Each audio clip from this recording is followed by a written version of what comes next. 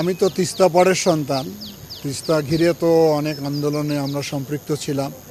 আজকের মাননীয় প্রধানমন্ত্রী উনিও যুক্ত ছিলেন। উনি প্রতিশ্রুতি দিয়েছিলেন যে এটা অগ্রাধিকার ভিত্তিতে আমরা বাস্তবায়ন করব।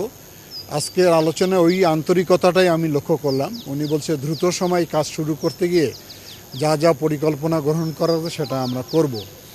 আর সবচেয়ে বড় বিষয় হলো যে এটাকে যেভাবে আমরা করতে চাই, অর্থায়নের বিষয়টা বলেছেন, অর্থায়ন তো আমরা আমাদের জিওবির থেকেও করতে পারি। এটা তো খুব বড় বিষয় না, এটি তো 10 বছরের পরিকল্পনা রয়েছে।